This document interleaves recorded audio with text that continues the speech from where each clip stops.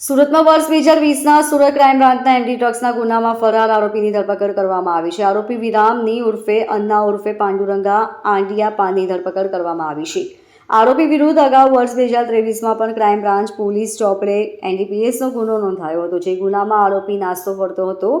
વચગાળાના જામીન મેળવ્યા બાદ ફરાર આરોપી તમિલનાડુમાં છુપાયો હતો.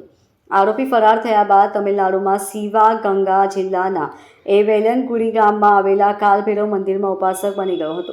જ્યોતિષ વિદ્યા હાંસલ કરી મંદિરમાં આવતા ભક્તોના ભવિષ્ય જોવાનું કામકાજ કરતો હતો, જેની આડમાં છુપાઈને પોલીસ ધરપકડથી બચવા છુપાયો હતો. અગાઉ ક્રાઇમ બ્રાન્ચે ડુમસ ખાતેથી 1011.82 કિલોગ્રામ એમડી ડ્રગ્સનો જથ્થો ઝડપી પાડ્યો હતો. જે કેસમાં ક્રાઇમ બ્રાન્ચે અગાઉ 1 કરોડથી વધુના મુદ્દામાલ સાથે 18 આરોપીઓની ધરપકડ કરી હતી. આરોપીઓ પૈકી સલમાન મોહમ્મદ હનીફ ઝવેરી અને મનોજ લક્ષ્મણ પાટીલ પેરોલ પર ફરાર થયો હતો. જેમાં સલમાન ઝવેરીની ક્રાઇમ બ્રાન્ચે નેપાલ બોર્ડર નજીક બિહાર ખાતેથી વર્ષ 2023ના જૂન માસમાં ધરપકડ કરી હતી. જ્યારે મનોજ પાટીલ સહિત અન્ય આરોપીઓ થાણે ક્રાઇમ બ્રાન્ચે 55.53 લાખના એમડી ડ્રગ્સ બનાવવાના મુદ્દામાલ સાથે ઝડપી પાડ્યા હતા. 2020માં એક ડીસીબી પોલીસ સ્ટેશનની અંદર એમડીનો ગુનો દાખલ થયેલો.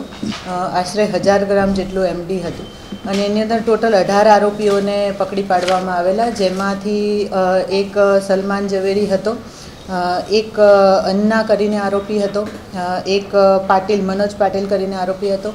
આ રીતે 18 આરોપીઓની જે તે ગુનામાં ધરપકડ કરવામાં આવેલી.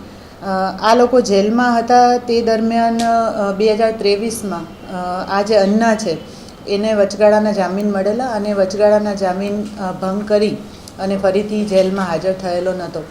આ વોન્ટેડ હતો. એ દરમિયાનમાં 2023ના 9મા મહિનામાં ડીસીબીએ એક ગુનો રજીસ્ટર કરેલો, જેમાં 10 કિલો 901 ગ્રામ એમડી બનાવવાનું રો મટીરિયલ પકડી પાડેલું હતું.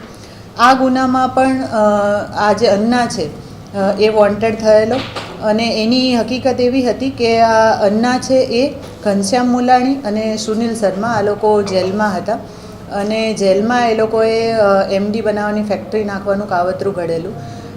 એમાંથી જ્યારે આ પેરોલ જમ્પ કરીને બહાર હતો એ દરમિયાનમાં એણે બહારથી મદદ પ્રોવાઈડ કરી અને હરિયાણાથી સુનિલ શર્મા છે એનો ફાધર ગજાનન શર્મા પાસેથી એમડી બનાવવાનું મટીરિયલ મેળવી અને રાજસ્થાનના પાલી જિલ્લામાં સંતાડી રાખેલું હતું.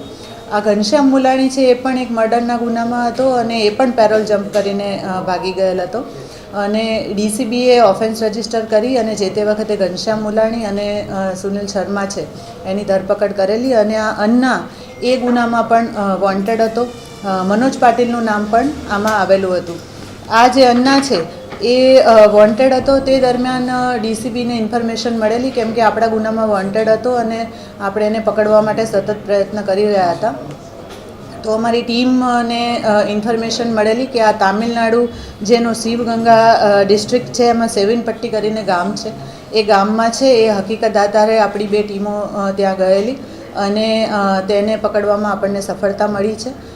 આ જે આરોપી છે એ ત્યાં જ્યોતિષ વિદ્યાનું કામ કરતો હતો અને મંદિરની અંદર પૂજારી તરીકે રહી છુપા વેશે રહી અને અત્યાર સુધી નાસ્તો ફરતો હતો.